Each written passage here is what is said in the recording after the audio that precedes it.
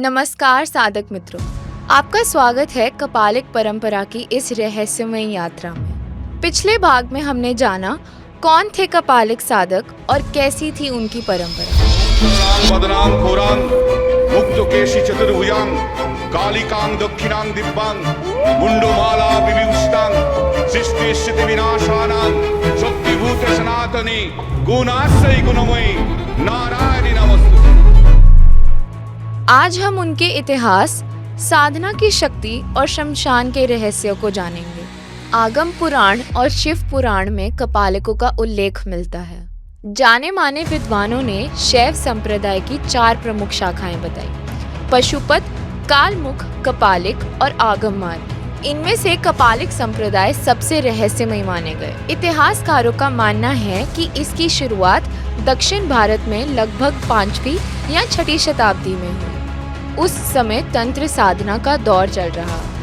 कपालिक साधक मानते थे जो मृत्यु को समझ लेता है वही अमरत्व को पा सकता है। पर समय के साथ कुछ साधक भोग और विलास में फंस गए और यही उनके साधना के पतन की शुरुआत बनी। कपालिक साधना कोई साधारण पूजा नहीं, ये थी चक्र साधना जहाँ साधक अपने भीतर की ऊर्जा को जगाता था। इस साधना में 2 रूप माने जाते हैं, भैरव और भैरवी।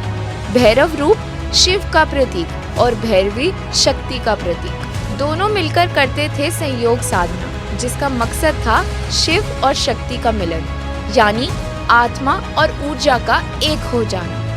कहा जाता था कि जो साधक इस साधना में सिद्ध हो जाए वो सृष्टि के निर्माण और विनाश दोनों में ही समर्थ हो जाता है। शमशान, जहाँ लोग जाने से डरते हैं, वही कपालिकों के लिए मुक्ति का स्थान है। शमशान जीवन और मृत्यु दोनों का ही सच्चा प्रतीक है। कपालिक साधक शव पर बैठकर ध्यान करते, अपने शरीर पर भस्म लगाते और मानव खोपड़ी यानी कपाल से पूजा करते।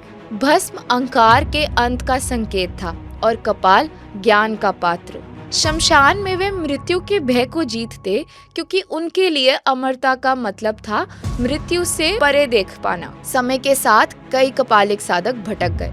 कुछ ने तंत्र साधना को भोग साधना बना लिया, नशा, बलि और गलत कर्मों में डूब गए। समाज ने उन्हें डरावना और अपवित्र मान लिया।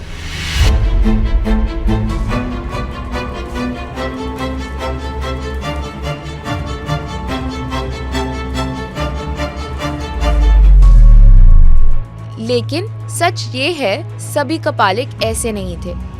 कई सच्चे साधक आज भी हिमालय, नर्मदा और गुप्त स्थलों पर शांत साधना करते हैं। उनके लिए असली तंत्र वही है जो संयम, ध्यान और आत्मज्ञान हो।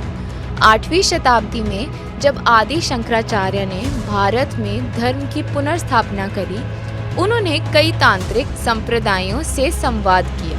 उन्होंने कपालिकों की कुछ गलत प्रार्थनाओं का विरोध किया, जिससे आपसी टकराव हुआ। कहानी है कि कुछ कपालिकों ने शंकराचार्य को बलि देने की भी कोशिश करी ताकि उनकी दिव्य शक्ति पा सके, लेकिन शंकराचार्य की ब्रह्म विद्या के आगे उनकी सारी तांत्रिक शक्तियां निष्क्रिय हो गई। इसके बाद कई कपालिक साधक नेपाल और तिब्बत की ओर चले गए। तिब्बत पहुंचकर ये परंपरा वज्रयान बौद्ध धर्म का हिस्सा बन गई। अब उनके इष्ट देव बने वज्र भैरव, हे वज्र, महाकाल और तारा। आज भी बौद्ध मठों में महाकाल साधना इसी परंपरा का रूप है। इससे साबित होता है कि कपालिक परंपरा मिट नहीं गई, बल्कि एक नए रूप में आज भी जीवित है।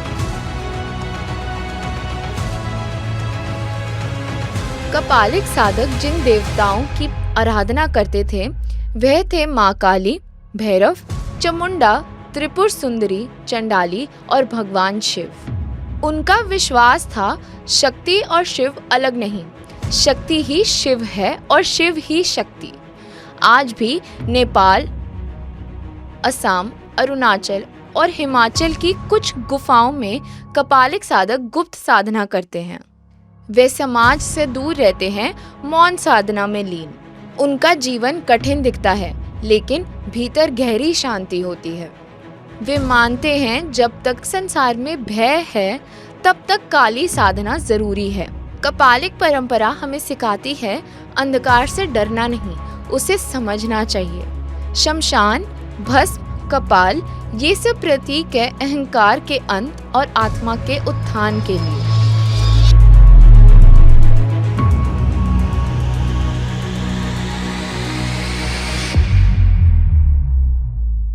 जो मृत्यु को जान लेता है वही जीवन का असली अर्थ समझ लेता है।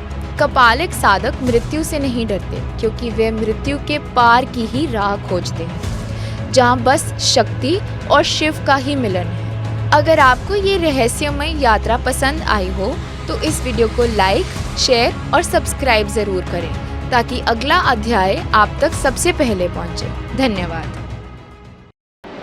साधना सिर्फ कर्म या मंत्र नहीं, गुरु के हृदय से जुड़ता है।